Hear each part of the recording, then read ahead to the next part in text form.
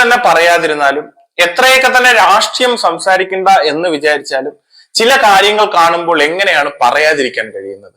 നമ്മുടെ കേരളത്തിൽ നിന്നും 2 കേന്ദ്രമന്ത്രി വാഴകളുണ്ട്. ഒരാളുടെ പേര് ജോർജ് കുര്യൻ എന്നും ഒരാളുടെ പേര് സുരേഷ് ഗോപിയും എന്നാണ്. ഇവർ കേരളത്തിൽ വന്ന് നടത്തുന്ന പ്രസ്താവനകളും നമ്മൾ പലകുറി കണ്ടതാണ്.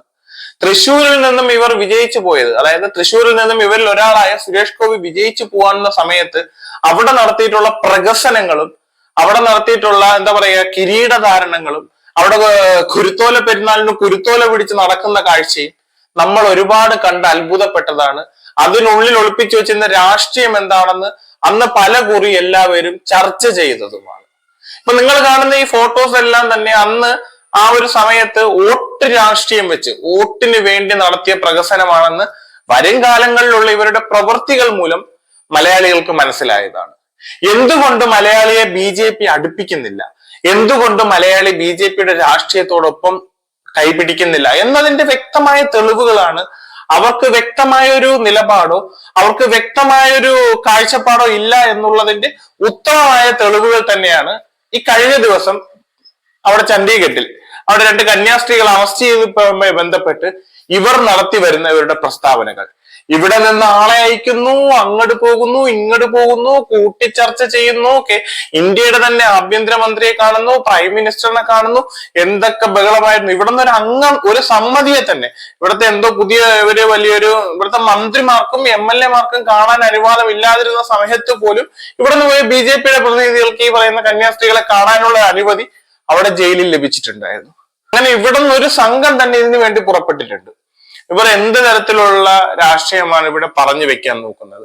ഞാൻ ഇന്ന് ഈ വിഷയം ഉന്നയിക്കാനുള്ള റീസൺ, ജോർജ് കുര്യൻ എന്ന് പറയുന്ന നമ്മുടെയും കൂടി കേന്ദ്രമന്ത്രിയായ വ്യക്തിയെ കഴിഞ്ഞ ദിവസം മീഡിയ ഒരു ഡിബേറ്റ് എടുത്തിട്ടുണ്ടായിരുന്നു. ഈ വിഷയവുമായി ബന്ധപ്പെട്ട് നടത്തിയ ഒരു ഡിബേറ്റ് ആയിരുന്നു. ആ ഡിബേറ്റിനകത്ത് വളരെ ലാഘവത്തോടുകൂടി എന്തോ ഒരു കോമഡി പടം അവതരിപ്പിക്കുന്ന ഒരു ലാഘവം കാണിച്ചുകൊണ്ടാണ് മന്ത്രി ഈ ഒരു വിഷയത്തെ അഭിസംബോധന ചെയ്ത് സംസാരിക്കുന്നത്. കാരണം ആ ഒരു വീഡിയോക്കകത്ത് ആ ഒരു വിഷ്വൽ കണ്ട് നിങ്ങൾക്ക് മനസ്സിലാവും, അതിലൊരു 70% കോമഡിയും 30% മീഡിയയെ നല്ല വഴിക്ക് നടത്തുക എന്നുള്ളതുമായിരുന്നു മന്ത്രി പറഞ്ഞിരുന്ന വാക്കുകൾ. അതിലൊരിടത്തും തന്നെ ആ ഛത്തീസ്ഗഡിലെ ആ പാവപ്പെട്ട കന്യാസ്ത്രീകൾ അനുഭവിക്കുന്ന ദുഃഖത്തെക്കുറിച്ചോ അവരുടെ ദുരിതത്തെക്കുറിച്ചോ അല്ലെങ്കിൽ അവരവിടെ പെട്ടുപോയതിനെ കുറിച്ചോ മന്ത്രിക്ക് ഒന്നും പറയാനില്ല. മീഡിയക്കാർ എടുത്തെടുത്ത് ചോദിക്കുന്നുണ്ട്, അതൊരു ഫാബ്രിക്കേറ്റഡ് വിഷയമാണോ, അവിടെ മനുഷ്യക്കടത്ത് നടന്നിട്ടുണ്ടോ? ഇതിനകത്തൊന്നും മന്ത്രിക്ക് ഒന്നും ഉരിയാടാനില്ല. മറിച്ച് ഇവിടെ കേരളത്തിലൊരു വിഷയമാണെങ്കിൽ വാ തോരാതെ ഇവരിരുന്ന് സംസാരിച്ചേനെ. ഇവരൊക്കെ അന്ന് എല്ലാ തരത്തിലുള്ള, അതായത് ഇതാണ് നമ്മൾ പറയുന്നത്, എല്ലാ രാഷ്ട്രീയത്തിനകത്തും ഇവർ കലർത്തുന്ന ഇവരുടേതായ പ്രത്യേക പ്രൊപ്പഗേൻഡകൾ നമ്മൾ തിരിച്ചറിയണം. അത് തിരിച്ചറിയേണ്ടത് ജനമാണ്. അല്ലാതെ ഈ പറയുന്ന ഇതിന് രാഷ്ട്രീയമില്ല. എല്ലാ രാഷ്ട്രീയക്കാരും ജനത്തിന്റെ കണ്ണിൽ പൊടിയിട്ട് ഇത്തരത്തിലുള്ളവരുടെ പ്രൊപ്പഗേൻഡകൾ നമ്മുടെ ഇടങ്ങളിലേക്ക് കൊണ്ടുവന്ന് അവർ അത് കറക്റ്റ് നമ്മളുടെ ഇടങ്ങളിൽ പ്രയോഗിക്കുന്നുണ്ട്. അതിന്റെ വളരെ വ്യക്തമായ തെളിവുകളാണ് നമ്മളിപ്പോ കാണുന്നത്. നമുക്ക് കുറച്ച് ബൈറ്റ്, അതായത് ഞാൻ ഈ പറയുന്ന ജോർജ് കുര്യൻ എന്ന ആളുടെ ഒരു 2-3 ബൈറ്റ് ഞാൻ നിങ്ങൾക്ക് കൂടെ കാണിച്ചു തരാം. ഒരേ ദിവസം നടന്ന ഒരു ബൈറ്റാണ് ഞാൻ അതിലെ പല പല ക്ലിപ്പുകളാണ് ഞാൻ നിങ്ങൾക്ക് കാണിക്കുന്നത്. നിങ്ങൾ ആദ്യം ആ ബൈറ്റ് ഒന്ന് കണ്ടു നോക്കൂ.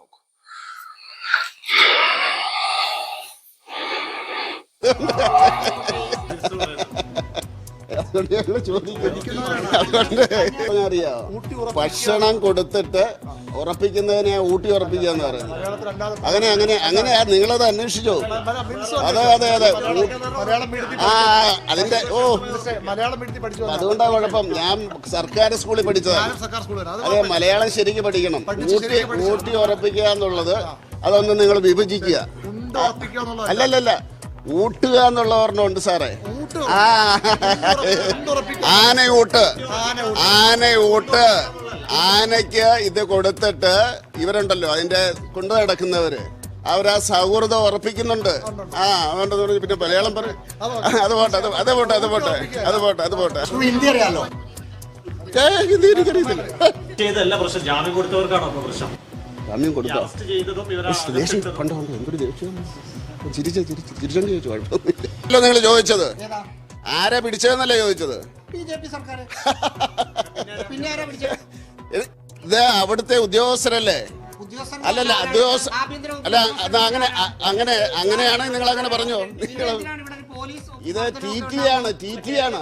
ചായക്ക് വേണ്ടി അങ്ങനെ വരണ്ടെന്നൊരു പറഞ്ഞായിരുന്നോ? പറഞ്ഞോട്ടെ, എന്താ അവർക്ക് സ്വാതന്ത്ര്യമില്ലേ പറയാൻ? അവർക്ക് സ്വാതന്ത്ര്യമില്ലേ പറയാൻ? നിങ്ങൾക്ക് കേക്ക് വേണോ? നിങ്ങൾക്ക് കേക്ക് വേണമെങ്കിൽ ഞാനിപ്പോ പറയാം.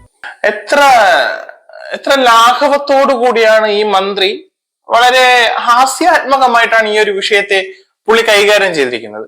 നിങ്ങൾക്ക് കേക്ക് വേണമെങ്കിൽ ഞാൻ കേക്ക് വാങ്ങിത്തരാം. മീഡിയക്കാരോട്, അതായത് ഒരു കർദിനാൾ പറഞ്ഞൊരു വിഷയമുണ്ട്, കേക്കും അതുപോലുള്ള സംഭവങ്ങളും ഒക്കെ ഇതുപോലുള്ള വിഷയങ്ങൾ കഴിഞ്ഞിട്ട് മതി എന്ന് പറഞ്ഞൊരു കാര്യം മീഡിയ ഈ പറഞ്ഞ നമ്മുടെ കേന്ദ്രമന്ത്രിയോട് ചോദിച്ചപ്പോൾ അദ്ദേഹം മീഡിയയോട് പറഞ്ഞത്, നിങ്ങൾക്ക് കേക്ക് വേണോ, ഞാൻ നിങ്ങൾക്ക് ഇപ്പോ കേക്ക് ഓർഡർ ചെയ്ത് തരാം എന്നാണ്. എത്ര ലാഘവത്തോടു കൂടിയാണ് ഒരു മന്ത്രി വളരെ കൂളായിട്ട് ഒരു വിഷയവും ഇല്ലാത്ത പോലെ. അതുപോലെ തന്നെ അതില് മന്ത്രി പറഞ്ഞിട്ടുള്ള മറ്റൊരു കാര്യം നിങ്ങൾ ശ്രദ്ധിച്ചിട്ടുണ്ടാവും, മീഡിയ നടത്തിയിട്ടുള്ള അവരുടെ കാര്യങ്ങളെ കുറിച്ച്, അവരുടെ റേറ്റിങ്ങിനെ കുറിച്ചും അവരുടെ വിഷയമോ അവർ ചർച്ച ചെയ്യാൻ മന്ത്രിയുടെ അടുത്ത് വന്നതോ അവർ ചോദിച്ച ബൈറ്റോ ഇതൊന്നുമല്ല. അവിടെ ഈ പറയുന്ന ഛത്തീസ്ഗഡിൽ 2 പാവപ്പെട്ട കന്യാസ്ത്രീകൾ ഇന്നും ജാമ്യം കിട്ടാതെ തടവറയിൽ തന്നെയാണ് തുടരുന്നത്. ആ സാഹചര്യത്തിനെ കുറിച്ചും അവിടെ അവർ അനുഭവിക്കുന്ന ബുദ്ധിമുട്ടുകളെ കുറിച്ചുമാണ് ഈ പറഞ്ഞ മീഡിയക്കാർ ഈ പറയുന്ന കേന്ദ്രമന്ത്രിയോട് ചോദിച്ചത്. അതിന് നമ്മളെ റെപ്രസെന്റേറ്റ് ചെയ്യുന്ന, നമ്മുടെ സ്റ്റേറ്റിനെയും കൂടി റെപ്രസെന്റേറ്റ് ചെയ്യുന്ന ഈ കേന്ദ്രമന്ത്രിക്ക് അതിൽ ചെയ്യാമെന്നും കൂടി ആയിരിക്കണം മീഡിയ ഈ പറയുന്ന മന്ത്രിയോട് ചോദിക്കുന്നത്. അത്തരം ചോദ്യങ്ങളുടെ ഇടയിൽ നിന്നും വളരെ തന്ത്രപരമായിട്ട് ഒഴിഞ്ഞു മാറുക മാത്രമല്ല, അതിനെ വളരെ കോമഡി ആക്കുന്ന രീതിയിൽ, അല്ലെങ്കിൽ അതിനോടൊരു പുച്ഛം എന്ന രീതിയിൽ, അത് പോട്ടെ, അത് കഴിഞ്ഞ് മീഡിയക്കാരോടൊരു പുച്ഛം എന്ന രീതിയിൽ, നിങ്ങൾ എന്തിനാണ് ദേഷ്യപ്പെടുന്നത്, നിങ്ങൾക്ക് ചിരിച്ചുകൊണ്ട് സംസാരിച്ചിട്ട്, സാർ ഈ ഒരു അവസരം നമുക്ക് ചിരിക്കുവാനുള്ളതല്ല, വളരെ ഉത്കണ്ഠയും വളരെയേറെ വേദനയും നിറയുന്ന സാഹചര്യമാണ്. കാരണം ഈ പറയുന്ന കന്യാസ്ത്രീകൾ ചെറുപ്പക്കാരായ ആളുകളല്ല, കുറച്ച് പ്രായാധിക്യം വന്ന 50-ന് മേലെ പ്രായമുള്ള 2 സ്ത്രീകളാണ്. അവർക്ക് ആരോഗ്യപരമായിട്ട് ഒരുപാട് ബുദ്ധിമുട്ടുകളുണ്ട്. അവരുടെ കുടുംബം, ഈ പറയുന്ന കന്യാസ്ത്രീകളാണെങ്കിൽ പോലും അവർക്കൊരു കുടുംബമുണ്ട്. ആ കുടുംബം ഇന്ന് അവരുടെ ഈ ഒരു അവസ്ഥ കണ്ടിട്ട് വളരെ വിഷമിച്ച് കഴിയുകയാണ്. കാരണം അവർ വളരെ കൃത്യമായിട്ട് പല കാര്യങ്ങളും പറയുന്നുണ്ട്. അവർ ഇറങ്ങിയിട്ടുള്ളത് ജീവസുരക്ഷാ കാര്യങ്ങൾക്ക് വേണ്ടി, അല്ലെങ്കിൽ അശ്രദ്ധരായ പാവപ്പെട്ട ആളുകളെ സംരക്ഷിക്കുന്നതിനും അവർക്ക് സുരക്ഷിതത്വം കൊടുക്കുന്നതിനും അവരെ ശുശ്രൂഷിക്കുന്നതിനും വേണ്ടിയിട്ട് തന്റെ ജീവിതത്തെ മറ്റെല്ലാ തരത്തിലുള്ള അവരുടെ ആഗ്രഹങ്ങളെ മാറ്റിവെച്ച് കന്യാസ്ത്രീ എന്ന് പറയുന്ന ഒരു പട്ടമണിഞ്ഞ് അവർ നാടിന്റെ സേവനത്തിന് വേണ്ടി, അല്ലെങ്കിൽ അവർ വിശ്വസിക്കുന്ന അവരുടെ വിശ്വാസ പ്രമാണങ്ങളുടെ സേവനങ്ങൾക്ക് വേണ്ടി ഇറങ്ങിയിട്ടുള്ള 2 സ്ത്രീകളാണ്. അവരെയാണ് ഇത്തരത്തിൽ ഒരു കൂട്ടം ആളുകൾ വിചാരണ ചെയ്യുകയും, അതുപോലെ തന്നെ ആൾക്കൂട്ടത്തിൽ നിർത്തി വിചാരണ ചെയ്യുകയും, അതിനകത്ത് മതം കലർത്തുകയും, മതം കലർത്തിയതിനു ശേഷം അവിടുത്തെ സിസ്റ്റം ഉപയോഗിച്ച് അവരെ അറസ്റ്റ് ചെയ്യുകയും, ആ അറസ്റ്റ് ചെയ്തത് ആര് എന്ന് ചോദിച്ചപ്പോൾ TT എന്ന് പറയുന്നത് വളരെ എന്താ പറയാ, അവിടുത്തെ റെയിൽവേ TT അല്ലേ ഇവർ അറസ്റ്റ്? എന്ത് മണ്ടത്തരമാണ് സാർ താങ്കൾ പറയുന്നത്? ഇവിടുത്തെ സാധാരണക്കാർക്ക് മനസ്സിലാവുന്നുണ്ട്, ഛത്തീസ്ഗഡ് ഗവൺമെന്റ് ആണ് ഇതിന് എതിർഭാഗത്ത് നിൽക്കുന്നത്. പ്രോസിക്യൂഷന് വേണ്ടിയിട്ട് ഹാജരാവുന്നതും ഛത്തീസ്ഗഡ് ഗവൺമെന്റ് ആണ്. ഛത്തീസ്ഗഡ് ഗവൺമെന്റ് എന്ന് പറയുന്നത് BJPയുടെ ഗവൺമെന്റ് ആണ്. BJPയുടെ ഗവൺമെന്റ് ആണ് അവിടെ ജാമ്യം കിട്ടാതിരിക്കാനുള്ള എല്ലാ തരത്തിലുള്ള പ്രവർത്തനങ്ങളും നടത്തിക്കൊണ്ടിരിക്കുന്നത്. അവരെ പിന്നിൽ നിന്ന് നയിക്കുന്നത് തീവ്ര മനോഭാവമുള്ള ഹിന്ദുത്വ സംഘടനകളാണ്. ബജറംഗ് ദൾ പോലുള്ള എന്താ പറയുക, അതിതീവ്രമായിട്ടുള്ള ഹിന്ദുത്വത്തെ പ്രൊമോട്ട് ചെയ്തുകൊണ്ടിരിക്കുന്ന ആളുകളാണ് ഇതിന്റെ പിന്നിലുള്ളതെന്നും വളരെ വ്യക്തമായിട്ട് നമുക്ക് മനസ്സിലായിട്ടുള്ള കാര്യമാണ്. കോടതിയുടെ മുന്നിൽ പോലും ആഹ്ലാദ പ്രകടനം നടത്തുന്നതും അവിടെ വന്ന് അവരുടെ മുദ്രാവാക്യം വിളിക്കുന്നതും നമ്മൾ ടിവികളിൽ കണ്ടതാണ്. വളരെ ഭയാനകവും വളരെയേറെ ഭീതി ജനത്തുന്നതുമായിട്ടുള്ള ഒരു വിഷയമാണ്. കാരണം ജനങ്ങളുടെ ഇടയിലേക്ക് മതവും പ്ലസ് രാഷ്ട്രീയത്തിലേക്ക് കലർത്തി മതരാഷ്ട്രീയം നമ്മളുടെ ഇടയിൽ കൊണ്ടുവരുമ്പോൾ ഈ സമൂഹത്തിൽ ഒരു വിഷയത്തെക്കുറിച്ച് സംസാരിക്കുവാൻ, അല്ലെങ്കിൽ ഒരു വിഷയത്തെക്കുറിച്ച് നമുക്ക് പോയിന്റ് ചെയ്ത് സംസാരിച്ച് നമുക്ക് മുന്നോട്ട് പോകാൻ ഇവിടെ ഒരാളെ ഭയപ്പെടുത്തും. കാരണം ഒരു തെറ്റ് ചെയ്യാത്ത ഒരാളെ ഒരു കൂട്ടം ആളുകൾ ചേർന്ന് ഒരു കൂട്ട വിചാരണ നടത്തി അവിടുത്തെ സിസ്റ്റം ഉപയോഗിച്ച് പോലീസിന്റെ ഇത് വെച്ച് എന്താ പറയാ ജയിലറയ്ക്കുള്ളിലാക്കി അവർക്ക് ജാമ്യം പോലും കിട്ടാത്ത രീതിയിൽ അവിടെ ലോക്ക് ചെയ്തിട്ടുണ്ടെങ്കിൽ നമ്മുടെ നാട്ടിൽ ഇവിടെ എവിടെയാണ് സാർ ഇത്? അവരുടെ ഇഷ്ടപ്രകാരം ഈ പറയുന്ന അവരുടെ ഒപ്പം പോയ ആളുകൾ പറഞ്ഞിട്ടുള്ള ബൈറ്റാണ് ഞാൻ പറയുന്നത്. ആരും അവരെ നിർബന്ധിച്ചിട്ടില്ല, അവരുടെ ഇഷ്ടപ്രകാരമാണ് അവരുടെ കൂടെ പോയതെന്ന് മീഡിയ ബൈറ്റുകളിൽ നിന്ന് നമ്മളത് കണ്ടതാണ്. അങ്ങനെ പോയവർക്ക് ഈ ഒരു സാഹചര്യമാണെങ്കിൽ എന്തെങ്കിലും ഒരു വിഷയം ഉന്നയിച്ച് ഇതിനെതിരെ പ്രതികരിക്കുന്നവർക്കെതിരെ ഇവർ ഏത് തരത്തിലുള്ള പ്രയോഗമായിരിക്കും അവർ നടത്തുവാൻ പോകുന്നത്? ഇത്തരക്കാരാണോ കേരളത്തിൽ വന്ന് നമുക്കിവിടെ എല്ലാം ചെയ്തു തരും, അല്ലെങ്കിൽ ഇത്തരത്തിലുള്ള ഒരു പ്രൊപ്പഗാൻഡ വെച്ച് ജീവിക്കുന്ന ആളുകൾ? ഞാൻ കഴിഞ്ഞ എന്റെ വീഡിയോയിൽ പറഞ്ഞപ്പോഴും ഞാൻ വളരെ വ്യക്തമായിട്ട് പറഞ്ഞിട്ടുണ്ടായിരുന്നു, ഓരോ സംസ്ഥാനത്തിനും അതിൻ്റെതായ രാഷ്ട്രീയ അന്തരീക്ഷം ഉണ്ട് എന്ന്. അവിടെയും ഞാൻ കേരള ബി ജെ പിയെ വളരെ പിന്തുണച്ചുകൊണ്ടാണ് ഞാൻ എന്റെ കഴിഞ്ഞ വീഡിയോയിൽ ഞാൻ ചെയ്തിട്ടുള്ളത്. നിങ്ങൾ എത്ര പേര് അത് കണ്ടു എന്ന് എനിക്കറിയില്ല. പക്ഷെ ഇതിൽ ഈ പറഞ്ഞ മന്ത്രിയുടെ ഈ ഒരു പ്രസ്താവന എന്നെ വളരെയേറെ വേദനിപ്പിച്ചു. കാരണം ഒരു മന്ത്രി മറ്റാരുമാണെങ്കിൽ പോട്ടെ, ഒരു പാർട്ടിയുടെ ഒരു പ്രവർത്തകനോ ഒരു പാർട്ടിയുടെ നേതാവ് പറഞ്ഞാൽ പോലും നമുക്കത് അങ്ങനെ അങ്ങ് കളയാം. ഒരു പാർട്ടിയുടെ ഒരു ഫേസ് ആയിട്ടാണല്ലോ പറയുന്നതെന്ന്. മറിച്ച് ഒരു രാഷ്ട്രത്തിന്റെ കേന്ദ്രമന്ത്രി, നമ്മുടെ നാടിനെ റെപ്രസെന്റേറ്റ് ചെയ്യുന്ന ഒരു കേന്ദ്രമന്ത്രി, അതും പോരാഞ്ഞിട്ട് അവരുടെ സമുദായത്തിൽ തന്നെയുള്ള ഒരു കേന്ദ്രമന്ത്രി വളരെ കോമഡിയോടുകൂടി വളരെ ലാഘവത്തോടുകൂടി ഈ വിഷയത്തെ കൈകാര്യം ചെയ്യുന്ന കണ്ടപ്പോൾ വളരെ വിഷമമാണ് സാർ തോന്നുന്നത്. നിങ്ങൾ എവിടെയാണ്, എന്താണ്, എന്തിനെ കുറിച്ചാണ് സംസാരിക്കുന്നത് എന്നുള്ളൊരു ബോധം പോലും ആ ഒരു അവസരത്തിൽ ഉണ്ടായിരുന്നു എന്നുള്ള കാര്യം സംശയമാണ്. ഞാൻ തുടക്കത്തിൽ പറഞ്ഞ പോലെ മറ്റൊരു വ്യക്തിയുണ്ട്, സുരേഷ് ഗോപി. ഈ ഒരു വിഷയത്തിന്മേൽ ഒരു ബൈറ്റും ഞാൻ കണ്ടിട്ടില്ല. ഇതുവരെ മീഡിയയുടെ മുന്നിൽ ഇതിന്റെ വിഷയവുമായി ബന്ധപ്പെട്ട് ബൈറ്റിന് വന്നിട്ടില്ല. അല്ലെങ്കിൽ സിനിമാ സ്റ്റൈലിൽ വന്നിറങ്ങി താണ്ഡവമായിട്ട് പോകുന്ന ഒരു ഇങ്ങനെയൊക്കെയാണ് വരുന്നത് നടന്നു പോകുമ്പോൾ. അങ്ങനെയൊക്കെ വന്ന് 10 ഡാൻസ് ഒക്കെ കളിച്ച് ആശാ വർക്കേഴ്സിന്റെ ഇടയിൽ ചെന്ന് ഡാൻസ് കളിച്ചില്ല, അതുപോലെ ഡാൻസ് ഒക്കെ കളിച്ചിട്ട് പോകുന്ന ഒരാളാണ് ഈ പറയുന്ന സുരേഷ് ഗോപി. എന്തേ ഈ ഒരു വിഷയത്തിൽ ഇതുവരെ കമാന്നൊരക്ഷരം ഒരിടത്തും മിണ്ടി തട്ടി ഞാൻ കണ്ടിട്ടില്ല. ഇനി ഞാൻ കാണാത്തത് കൊണ്ടാണോ എന്ന് എനിക്കറിയില്ല. അങ്ങനെ ഉണ്ടെങ്കിൽ എന്നോട് ക്ഷമിക്കുക. ഞാൻ ഈ നിമിഷം വരെ ഈ ഒരു വിഷയവുമായി ബന്ധപ്പെട്ട് സുരേഷ് ഗോപി ഒരിടത്തും ഒരു ബൈറ്റ് കൊടുക്കുന്നതായിട്ടോ അല്ലെങ്കിൽ ഇതിനെ കുറിച്ച് എന്തെങ്കിലും പറയുന്നതായിട്ടോ നമ്മൾ കണ്ടിട്ടില്ല. മറിച്ച് ഇലക്ഷൻ സമയത്ത് നമ്മൾ എല്ലാരും കണ്ടതാണല്ലോ, ഓടി നടക്കുന്നു, കേക്ക് മുറിക്കുന്നു, കിരീടം വെക്കുന്നു, കുരുത്തോല പിടിക്കുന്നു, എന്തൊക്കെയായിരുന്നു. ഇതൊക്കെ പ്രഹസനമാണെന്ന് മലയാളികൾക്ക് തോന്നുന്നത് ഇങ്ങനെയുള്ള സാഹചര്യങ്ങളും കൂടെ വരുമ്പോഴാണ് സാർ. നിങ്ങൾ ഒന്നുകിൽ ഒരേ രീതിയിൽ പോവുക, അല്ലെങ്കിൽ നിങ്ങൾ അഭിനയം നല്ല കഴിവുള്ള ആളാണ്, നിങ്ങൾ സിനിമയിൽ തന്നെ തുടരുക.